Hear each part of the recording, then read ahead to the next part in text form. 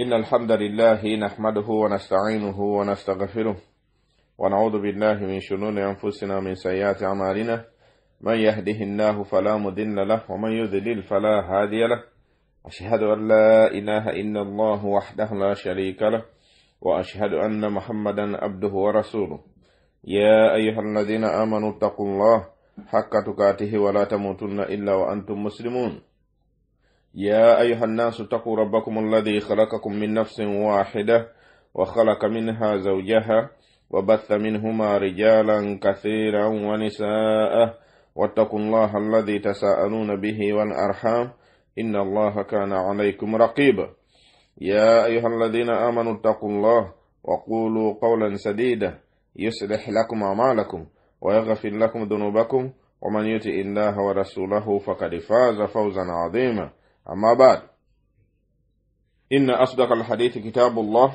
وخير الهدي هدي محمد صلى الله عليه وسلم وشر الأمور محدثاتها وكل محدثة بدعة وكل بدعة ضلالة وكل ضلالة في النار. matendo gonna malungi majuvuga Allah subhanahu wa ta'ala tumutendereza era nitumusuuta n'amatendo aga malungi era majuvu tumwanjagira sokusasira n'emirembe ku mbaka Muhammadin sallallahu alaihi wasallama ng'okusaasira okwo n'emirembe bibunira ddala abantu b'ennyumba ye ne basahaba be n'abo bonna abamugoberera okutuusira ddala ku lunaku lw'ensonga. Tumwanjagira atutaasa omubi sitaani oyo atulabankanya enkya n'eggulo, oyo atulabankanya enkya n'eggulo, atutuulidde ku kkubo lyaffe ery'okuyingira ejjana era nga yeeyama okuba nti alitulemesa. Tumwanjagira Allah subhanahu wa ta'ala abe nga atuteeka mu abo ab'okuba nti tebajja kuwangulwa sitaani wabula be bagenda okubeera abawanguzi. Tumwanjagira atutaasa okuba ntuzuula mu ddiini, okuzuula mu ddiini ndwadde yannawookeera efumbekedde mu buli nsonda yansi mu Bayisiraamu. Tumwanjagira atukuumire enzikiriza yaffe aleme okutujja mu nsi okujjako ng'atujjiramu ku ekyo omubaka Muhammad sallallahu alaihi wasallama kye yatukuutira okuba nga twekwatako. Tumwanjagira atutaase tubeere mu abo ab'okutuuka mu maaso ge ng'atusiimye. Baddu ba Allah balungi abakkiriza, sanyuka jaguza bw'obanga okyali mu abo abakeera ku makya n'ojjukira Allah subhanahu wa ta'ala. Bw'obanga okyali mu abo abakeera ku makya ne bajjukira nti eriyo olunaku lwe ngenda okukisinkana omulezi wange, n'olwekyo kanfuba okulaba nti nkola ebirungi ebyo byenja okutuuka nabyo mu maaso ga Allah subhanahu wa ta'ala. Sanyuka jaguza bw'obanga okyali mu abo abakeera ku makya n'amanya nti nina okusaala esswala 5. Sanyuka jaguza bw'obanga okyali mu abo abalowooza ennyo ku mubaka Muhammad sallallahu alaihi wasallama n'ebyo bye yajja nabyo, n'okuba nti balulunkana okuba nti nno bateeka mu nkola ebyo mubaka Muhammad sallallahu alaihi wasallama bye yajja nabyo, era nga balulunkana okuba nti nno tebazuula mu ddiini. Baddu ba Allah bulungi abakkiriza, tugenda mu maaso n'omusomo gwaffe gwe twateekako omutwe ogugamba nti okusoma edduwa z'abafu bid'a. Tutegeeza ki? Kuba bangi bavunula ekigambo ekyo nga bagamba nti tulemesa abantu okusabira abafu. Nedda, si bwe tutyo bwe tugamba. Weetegereza obulungi nnyo emisomo gyaffe n'ebyo bye tuzze tunnyonnyola, ojja kukakasiza ddala nti aboogera ebyo babyogera bagoberera kwagala kwa myoyo gyabwe. Tutegeeza ki mu kugamba nti edduwa z'abafu bid'a?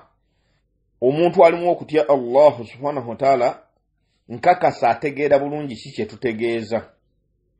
Tutegeeza edduwa abazuula mu ddiini ze bakuŋŋaanirako, edduwa eza40 oluvannyuma lw'omuntu okuba nti afudde n'aziikibwa, oluvannyuma lw'ennaku 40 abo abakuŋŋaana ng'ekibakuŋŋaanyiza kusabira mufu ono bwe baaziika, ng'ekibakuŋŋaanyiza kusomera mu fono Qur'ani ebintu ebifaananako bwe bityo simanya zidduwa zikikutula nsingo simanya zino dduwa zalamanzaani ebyo ebintu ebifaanana bwe bityo bye bintu bye tugezaako okulwanyisa era bye tutegeeza nti okukuŋŋaana ng'ekibakuŋŋaanyizza mbu kusabira mufu na kumusomera Qur'an na kuliisa abantu mmere ebyo byonna tebiriiko ndagiriro okuva ku mubaka Muhammadin sallallahu alaihi wasallama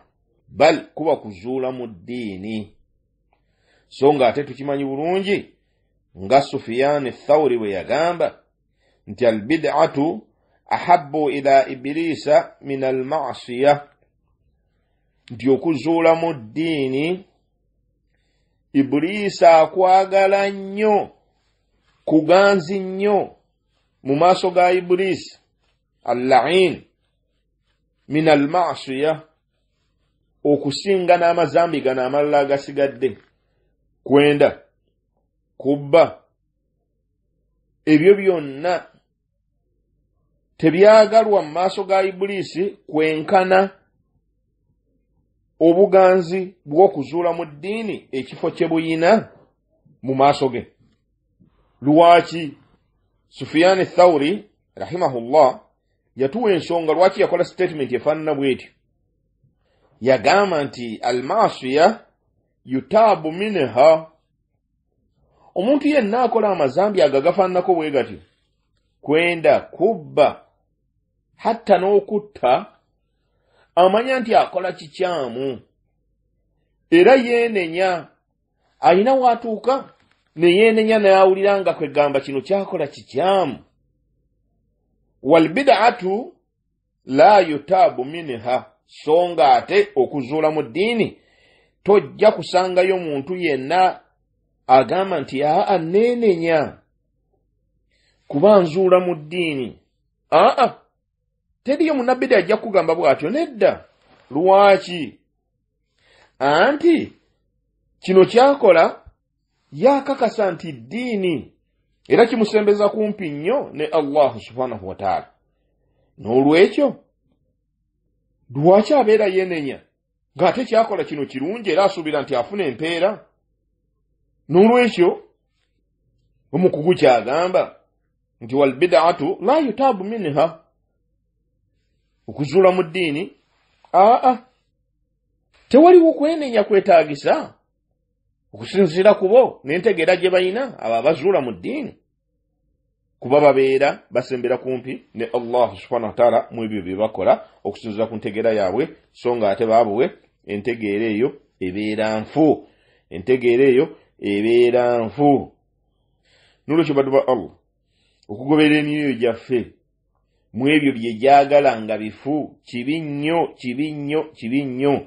Kyova olaba Imaamu Shafi'i rahimahullah yagamba nti li an yalqa Allah al-abdu bikulli dhanbin, omuddu okusisinkana Allah subhanahu wa ta'ala ng'ayina amazambi aga buli kika, ma khala shirika, nga amazambi ago gali wansi wa shiriki, tegatuuka ku shiriki. Amakulu amazambi gano amalala agasigadde, omuntu okutuuka nago mu maaso ga Allah subhanahu wa ta'ala, khairun lahu, kirungi nnyo eri omuddu ono, min an yalqaahu bishay'in min al-ahwa'i, omuddu ono kirungi nnyo atuuke mu maaso ga Allah subhanahu wa ta'ala, kirungi nnyo atuuke mu maaso ga Allah subhanahu wa ta'ala ng'alina amazambi gano agatatuuka ku shiriki, okusinga okutuuka mu maaso ga Allah subhanahu wa ta'ala ng'alina ekintu kyonna kyabadde akola nga kyakugoberera kwagala kwa mwoyo gwe, amakulu nga kyakuzuula mu ddiini, amakulu nga kyakuzuula mu ddiini. N'olwekyo baddu ba Allah bulungi abakkiriza, twewale okuzuula mu ddiini, twewale okugoberera okwagala kw'emyoyo gyaffe. Okuzuula mu ddiini kubi. Inna Allaha, Nabbi sallallahu alaihi wasallam yagamba nti inna Allaha hajaba tawbata an kulli sahibi bid'atin nti Allah subhanahu wa ta'ala yateekawo ejjiji okwenenya kw'omuddu oyo ng'abadde azuula mu ddiini okwenenya kwe tekugenda eri Allah subhanahu wa ta'ala yateekawo ejjiji hatta yada'a bid'atahu okutuuka lwalireka okuzuula kwe okuzuula okwo kwazuula mu ddiini. N'olwekyo bantu ba Allah bulungi abakkiriza, omukisa tulina gw'amaanyi. Abalongoofu abaatukulembera batuwandiikidde ebitabo, batusomesezza, abawalimu baffe batusomesezza enkya n'eggulo nga batulaga obubi bw'okuzuula mu ddiini. Zuukuka teekayo amagezi. Essaawa yonna ogenda okusinkana omulezi wo, naye ogenda kumusinkana naki? N'olwekyo nkuba omulanga, tuve ku kuzuula mu ddiini, tugendere ku ebyo kabibe bitono bitya ebiriko endagiriro okuva ku mubaka Muhammad sallallahu alaihi wasallama we wali obuwonero. Bwe tunatuuka mu maaso ga Allah subhanahu wa ta'ala nga tulina emirimu mitono naye ng'emirimu egyo giriko endagiriro okuva ku mubaka Muhammad sallallahu alaihi wasallama, kirungi gye tuli okusinga okutuuka mu maaso ga Allah subhanahu wa ta'ala nga tusuubira nti tulina emirimu mingi gye tukoze naye ng'emirimu egyo gizimbiddwa ku kuzuula mu ddiini. Barakallahu fiikum wa jazakumullahu khairan. Tubadde tumaze akaseera ng'omusomo gwaffe guno kitugutunulako. Tubadde tututte akaseera kumpi ka mwezi mulamba ng'omusomo gwaffe guno tetugutunulako.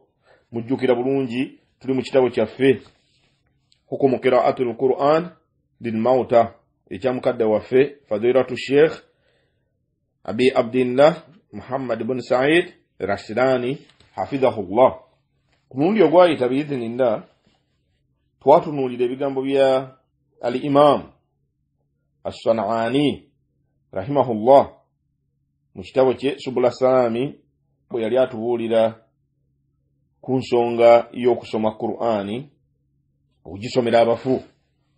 Olwaleero biidhinillah twagala tutunuleko katono ku bigambo bya Imam Shawkani rahimahullah nga bye bijja okusembayo mu bigambo by'aba imamu kuba imamu al-muhaddithin ba imamu banna hadithi nga boogera ku nsonga eyo, then tulyoke tunuleko ku aqwalul a'imma al-madahibi al-arba'a, tulyoke tunuleko ku bigambo bya ba imamu al-madahibi al-arba'a, ebigambo by'abamu ku ba imamu nga ba imamu bano ba mu madhhabu agamanyiddwa obulungi agaba imamu baffe abana abo Allah subhanahu wa ta'ala be yawa okwatiikirira mu ddiini yaffe eno.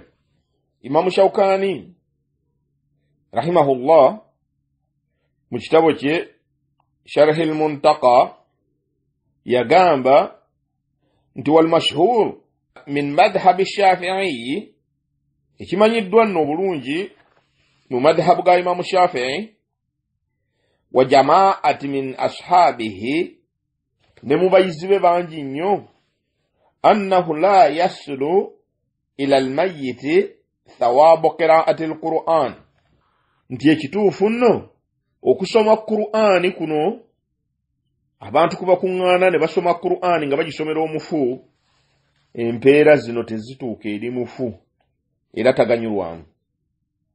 Yaqul wa inna mimma yadullu dalalata wadihata ala anna al-Qur'ana la yanfa'u al-mauta, mazima ddala mu ebyo ebitulaga obujulizi obweyolefu ala anna al-Qur'ana la yanfa'u al-mauta, nti Qur'ani eno tegasa ono aba afudde, wala yutila inda al-quburi, era Qur'ani eno tesomebwa mu kaburi oba ku kaburi. Al-hadithu alladhi rawahu Muslimun rahimahullah, ye hadith eyawandiikibwa Imam Muslim rahimahullah, wa fihi yaqulu an-nabiy sallallahu alayhi wa sallama, mu hadisi eyo nabbi sallallahu alaihi wasallam atugamba nti iqra'u surat al-baqara fi buyutikum, abaye musomenga nnyo surat al-baqara mu mayumba gammwe, wala taj'aluha quburan, amayumba gammwe temugafuulanga limbo, temugafuulanga ebifo ebiziikibwamu abantu. Hadisi mu kitabu kya Imam Muslim namba 708. Yani Sheikh atunnyonnyola nga atugamba idha lam taqra'u surata al-baqara fi buyutikum swarat mithla al-quburi allati la tutla fiha al-Qur'anu.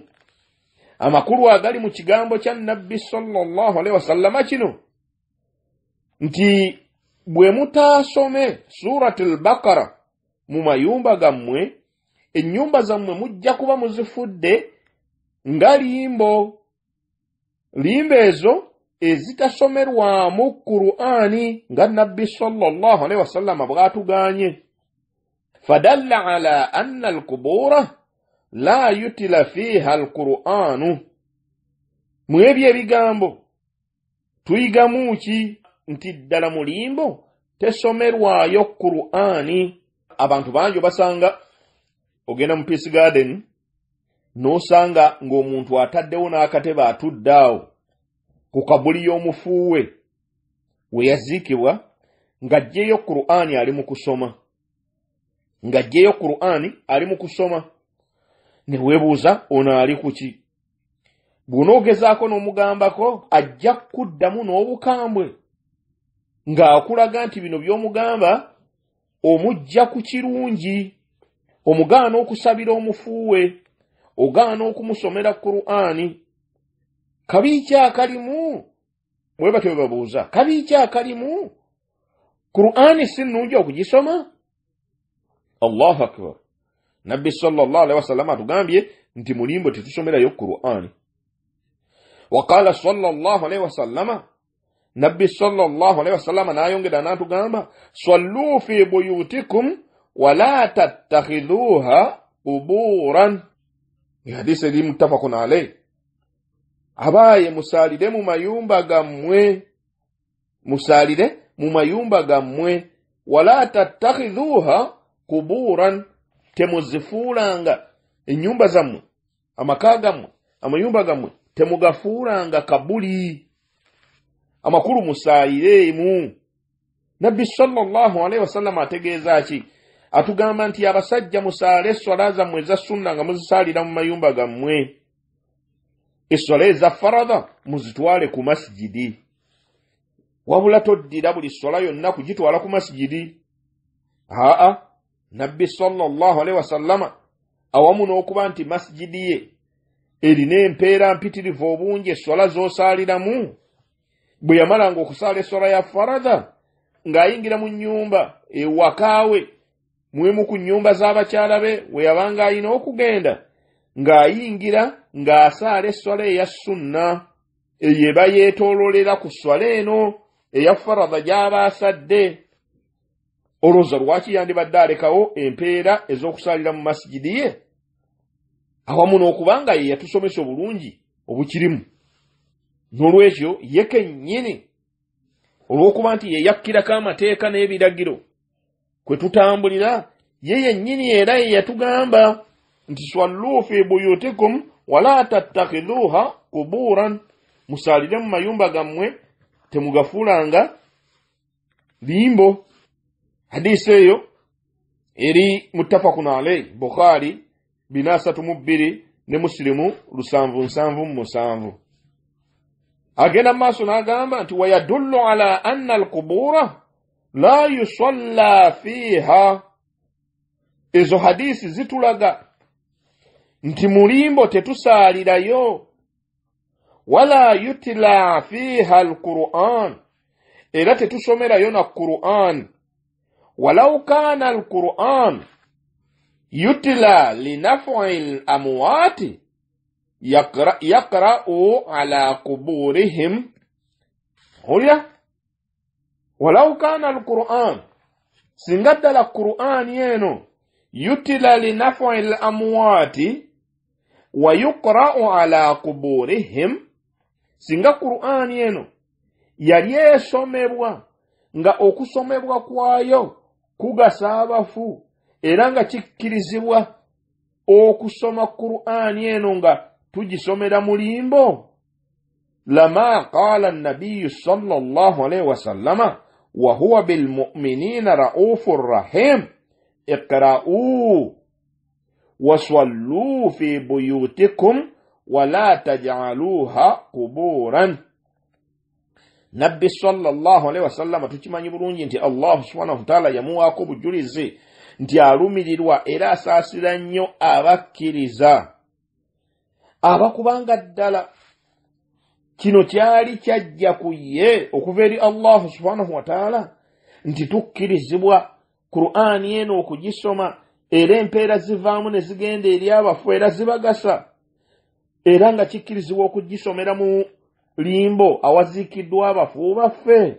Nabbi sallallahu alayhi wa sallama teyandigambye nti iqra'u wasallu fi buyutikum wala taj'aluha quburan. Hadisi zetuva okulaba ebbiri kuba emu agambye nti iqra'u surati al-Baqara endala n'agamba nti sallu fi buyutikum.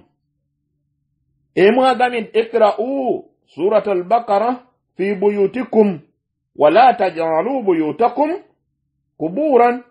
Endala n'agamba nti no sallu fi buyutikum wala taj'aluha quburan. Awulira teri kusaalirayo teri kusomerayo Qur'an. Singa ddala Qur'an eno yali ekkirizibwa ng'empeera zijja gasa omufu, Nabbi sallallahu alayhi wa sallam ku kisa kye yayina n'okulumirirwa abakkiriza kwe yayina yandibadde tagamba nti temusaalirayo era temusomerayo Qur'ani wa illa la amara bil qira'ati was-salati 'inda al-quburi. Wabula yandibadde atulagira bulagizi kuba buli kalungi konna ke yamanyangako nti nno kalungi era kagasa abakkiriza yakalagiranga basahaba okubanga bakakola era yakabasomesanga talina kye yakweka. N'olwekyo Nabbi sasama yandibadde alagira nti tusaalireyo era tusomereyo Qur'ani. Wa innama qala dhalika sallallahu alayhi wa sallama li anna al-qubura laysat mahallan liqira'ati al-Qur'ani wala lis-salati. Wabula Nabbi sallallahu alayhi wa sallama yakyogera categorically nti mulimbo si kifo awasomerwa Qur'ani era si kifo awasaalirwa. N'olwekyo baddu ba Allah subhanahu wa ta'ala ebigambo bino bikulu mulimu ekyokuyiga ky'amaanyi eri abo abagenda ku ntaana zaabwe ng'ekigendeerwa kyabwe kusabira abafu ne bakwata Qur'ani ne batandika okusoma. Nedda ebyo si bya mu ddiini wabula bibeera bizuule ebyawukana ku nkola y'omubaka Muhammadin sallallahu alayhi wa sallam. Fa idhan al-quburu la yutila fiha al-Qur'an wala yusalla fiha. Nabwe kityo nno mu kabuli mu zirimbo tetusomerayo Qur'ani era tetusaalirayo. Walau kanat mahallan lidhalika ma qala dhalika rasuluna sallallahu alayhi wa sallam. Singa bwe kiti kiri Nabbi sallallahu alayhi wa sallam tiyantugambye hadisi ezo nga bwe tuzirabye hadisi ebbiri. Walihadha lam yarid hadithun wahidun la sahiha wala dhaifa annahu sallallahu alayhi wa sallam qara'a al-Qur'ana wala shay'an minhu marratan wahida fi hayatihi kulliha ala al-quburi. Nabwe kityo nno tewaliwo hadisi yonna yajja nga hadisi ntuufu wadde nga hadisi nafu annahu sallallahu alayhi wa sallama ng'etugamba nti omubaka ono Muhammad sallallahu alayhi wa sallama qara'a al-Qur'ana nti Nabbi sallallahu alayhi wa sallama yasoma Qur'ani wala shay'an minhu wadde ekintu kyonna oba ssuula yonna oba aya emu bweti marratan wahida kagubengo mulundi gumu fi hayatihi kulliha mu bulamu bwe bwonna nti omulundi gumu bweguti yakikolako ala alquburi mu bifo ebyo awazikibwa abantu tekiriyo maa kathrati ziyaratihi lilquburi awamu n'okubanga nabbi sallallahu alaihi wasallama yalambulanga nnyo entaana yalambulanga nnyo limbo wa ta'alimihi linnasi kaifiyata ziyaratiha n'okuba nti nabbi sallallahu alaihi wasallama yatusomesa butya bwe tukyalira limbo biki bye twogerayo ebyo twabiraba mu misomo gyaffe egyakulembera nga tulaga nabbi sallallahu alaihi wasallama bwe yabanga agenza okuziika yakolanga atya yagambanga atya yatukubiriza atya yatulagira kwogerayo bigambo ki walau kana dhalika mimma fihi shay'un min alkhairi ma tarakahu rasulullahi sallallahu alaihi wasallama ddala ensonga eyo ebakubaamu kalungi konna ensonga eyo ebakubaamu kalungi konna subhanallah ma tarakahu rasulullahi sallallahu alaihi wasallam nabbi sallallahu alaihi wasallam teyandikirese butya bwe yandibadde akireka ng'amaze okulaga obulungi obukirimu awo muno okubanga yaddiŋŋananga emirundi n'emirundi ng'agenda mu baqi ng'agenda mulimba awaziikibwa abantu okubasabira werabidde ekyafaayo kya mama waffe Aisha radiyallahu anha bwatunyumiza azuukuka ekiro nabbi sallallahu alaihi wasallam ayambala tekako engoye zaafuluma mpola mpola kasoobo tayagala kuzuukusa beebase kumbe onaawulira mama waffe radiyallahu anha nabbi sallallahu alaihi wasallam afuluma atambula ono kirowoozo kye ekyamujjira nti nabbi sallallahu alaihi wasallam yandibanga agenda mu bakyala b'abalala ng'alina kubeera wano bw'afuluma n'ono n'aziteekako engoye n'amugoberera n'amulinnya akagere nabbi sallallahu alaihi wasallama alina obubaka bwe yali afunye agenda asabire ku bafu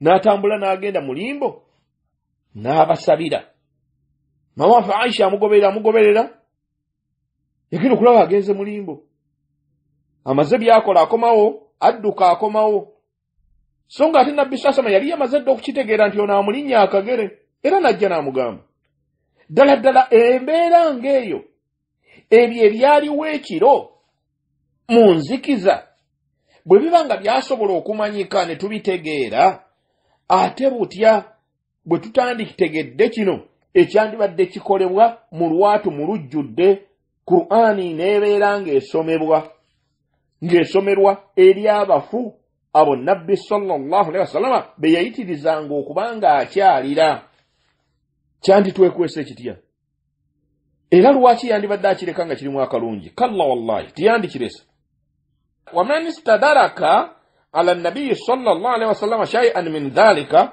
fahuwa muttahimun linnabiyi sallallahu alaihi wasallama oyo yenna akola ebintu ebifaanaganako bwe bityo era ng'abiteeka ku nabbi sallallahu alaihi wasallama oba ng'abiteeka mu ddiini nti bya mu ddiini fahuwa muttahimun linnabiyi sallallahu alaihi wasallama abeera akola accusations abeera ateeka ku nabbi sallallahu alaihi wasallama imma bitaqsiri fil balaghi abeera agamba nti nabbi sallallahu alaihi wasallama yakendeeza mu bubaka obwamutumibwa teyatuusa fayakunu dhalika mashru'an walam yuballighuhu sallallahu alaihi wasallama omuntu ono abeera agamba nti nabbi sallallahu alaihi wasallama yakendeeza mu bubaka amakulu yatumibwa obubaka ne bumuweebwa naye n'atabutuusa obubaka ne bumuweebwa n'atabutuusa wa imma pointi endala kiyaka yaleeta ku muntu ateeka ebintu bino ebizule ku nabbi sallallahu alaihi wasallama wa imma fi takhsili fi rahmati ala hadhihi al umma nabbi sallallahu alaihi wasallama mukendeevu mukusaasira ummeeno so nga ate tukimanyi wa huwa bilmuminin raufur rahim. lwaki agamba bwati liannahu yatruku mithla hadha al-amri alladhi fihi al-ajru al-kabir kama yadda'i al-mubtadi'una. lwaki anti nabbi sallallahu alaihi wasallama alese okututegeeza ensonga ennene erimu empeera empitirivu ng'abazuula mu ddiini bwe bagamba nti guno mulimu munene okusomera abafu Qur'an mulimu empeera mpitirivu kama yadda'i al-mubtadi'un. bwe batyo bagamba, they claim nti emirimu gino gye bakola egy'okuzuula mu ddiini okusomera abantu Qur'an mulimu empeera mpitirivu. kati nabbi sallallahu alaihi wasallam mukendeevu ensonga eno teyagituusa, yakimanya. thumma la yasna'uhu li ashabihi min almuslimina alladhina maatu. nabbi sallallahu alaihi wasallam yakimanya empeera mpitirivu ezirimu, naye n'abanga talumirirwa basahaba bano abaafa n'atabakolera bino. basahaba abaafa ku mulembe gwe teyabalumirirwa kubakolera bino. n'olwekyo ffe katubijjeyo yabizibira. n'olwekyo ffe katubijjeyo tubisomesa abantu era tubibakolere. bwe tolaba dokituru bwe yagamba nti togezanga n'ova mu nsi nga tolaanye kusomera tarakaini, subhanallah, tujja gisomako tarakaini eyo, tulabe ebigambo by'abamanyi kye bagamba ku nsonga eyo, tulabe ne fatawa za allajina daima ku nsonga eyo biizinillah karibu. n'olwekyo nabbi sallallahu alaihi wasallam yatukumpanya, kye bagamba nti yatukumpanya, n'alekayo obubaka obwamutegeezebwa obwamuweebwa okutuleetera n'atabutuusa. au anna nabiyya sallallahu alaihi wasallama kana jahilan bi amrin kad ihtadu ilayhi. Olira munnange nti nabbi sallallahu alaihi wasallama teyalina kumanya, yalina musamu kwegamba ntya n'okukyogera, yalinamu engeri y'obutamanya mu nzimu ku nsonga ezikwatagana n'obuyisiraamu z'ataamanya. n'olwekyo ffe abakugwa ennyo abazze oluvannyuma lw'emyaka, oluvannyuma lw'omubaka ono okuvaawo, katubijjeyo bye yakukulira oba by'ataayinako kumanya, ffe katubijjeyo tubisomesa abantu era tubikolera abafu baffe basobole okuganyulwa. wa hadha kulluhu mahalun kama tara, subhanallah. fa idha lam yarid shay'un min dhalika an rasulillahi sallallahu alaihi wasallam dalla ala anna man fa'ala dhalika faqad ata bi bid'atin qabihatin wa huwa muttahimu li rasulillahi sallallahu alaihi wasallam. bwe tubanga tetulina kye tufunyeeyo kuva eri nabbi sallallahu alaihi wasallam wadde basahaba, tetulina kye tufunye kuva ku mubaka ono kubikwatagana n'embeera y'omulimbo, kubikwatagana ku mbeera y'okusomera abafu Qur'ani, dalla ala anna man fa'ala dhalika, kiba kitegeeza nti oyo yenna akoze ebintu ebyo, fakad ata bid'atin qabihatin, aba amaze okugwa mu kuzuula okubi ennyo okuvundu. wa huwa muttahimun li rasulillahi sallallahu alaihi wasallam. omuntu ono abeera akonjedde, abeera atemeredde omubaka ono Muhammad sallallahu alaihi wasallama ng'amuteekako ebintu ebitagwanidde kumuteekako, n'olwekyo baddu ba Allah bulungi abakkiriza, Imamu Shawkani ebyo ebigambo byagamba bigambo bizitowa okuyisa ku lulimi. bannange omubaka Muhammad sallallahu alaihi wasallam tazanyirwako. tugenda nitukola ebintu by'okuzuula mu ddiini nga tubirabanga olusaago, naye ago ge makulu abakugu ge bajja mu bigambo ebyo ne mu bikolwa bye tukola.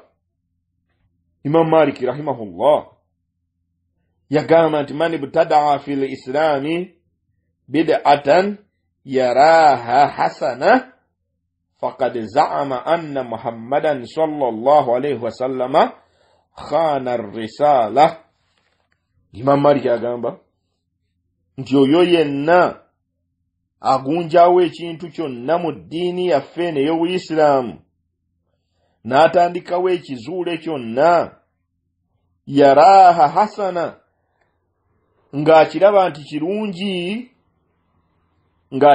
kirungi faqad za'ama anna muhammadan sallallahu alayhi wa sallama khana ar-risala, abeera amaze okukiteekawo n'okukimusibirako ddala ani omubaka Muhammad sallallahu alayhi wa sallama nti yakumpanya obubaka teyatuukiriza ebyo Allah subhanahu wa ta'ala bye yamutuma okutuukiriza. Lwaki? lianna Allah ta'ala yaqulu, kuba Allah subhanahu wa ta'ala yagamba nti al-yawma akmaltu lakum dinakum, olunaku lwaleero nzijuzza eddiini yammwe, wa atmamtu alaykum ni'mati, olwaleero mbajjulizza ekyengera kino, wa raditu lakum al-islaama diina, era ne mbasiimira Obuyisiraamu nga ye ddiini gye mulina okugoberera. Bw'ebanga eddiini eno yajjula ku lunaku olwo Allah subhanahu wa ta'ala lwe yassa aya eyo, ate ggwe n'ova eno n'ogamba nti nno waliwo kino, kitegeeza nti omubaka ono Muhammad sallallahu alaihi wasallam alina bye yakumpanya n'atabitutuusaako. Ky'obeera otegeeza Imaamu awunzika ng'agamba fama lam yakun yawma idhin diinan, ekyo kyonna ekitaali ddiini mu kiseera ekyo, aya eyo we yakkira mu kiseera ekyo omubaka we yasiibulira ensi eno, ekyo kyonna ekitaali ddiini fala yakunu al-yawma diinan, tekisobola kubeera ddiini ku mulembe gwaffe guno. Tekisobola kubeera ddiini ku mulembe gwaffe guno bwe kiba nga tekyali ddiini ku mulembe guli. Barakallahu fiikum wa jazakumullahu khaira. Badu ba Allah balungi bakkiriza, twewale okuzuula mu ddiini, twewale okuzuula mu ddiini. Tetulina ke tufunamu okujjako okufaafaaganirwa, ebyokwogerako n'okusoma ku nsonga zino bikyali bingi, era tujja kubiraba biizinillah mpola mpola. Omusomo guno gwe twaggulawo nga omutwe gwagwo omukulu obubi obuli mu kuzuula mu ddiini gwe mutwe omukulu, nga twasookera ku kulaba ebikwatagana ku dduwa z'abafu.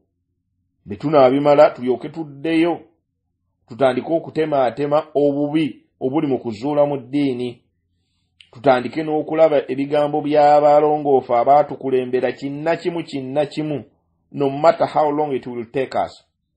Nolwekyo baddu ba Allah balungi abakkiriza, olwaliro biidhinillah katukomaawo nga ku mulundi ogujja tujja kutandikira ku aqwalu a'imma al-madahibi al-arba'a, nga tujja kutandika okutunuulira ebimu ku bigambo by'abayimaamu n'abayizi baabwe, bayimaamu abo abamadhahabu ag'emirundi yena: Imaamu Abu Hanifa, Imaamu Maliki, Imaamu Shafi'i ne Imaamu Ahmada bin Hanbali rahimahumullah.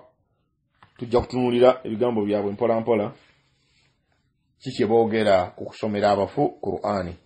Barakallahu fiikum wa jazakumullahu khairan. Saba Allah subhanahu wa ta'ala ekisa ekingi ateekemu ababuulira ebigambo wayattabi'una ahsana, ne bagobereramu ebirungi ebirimu.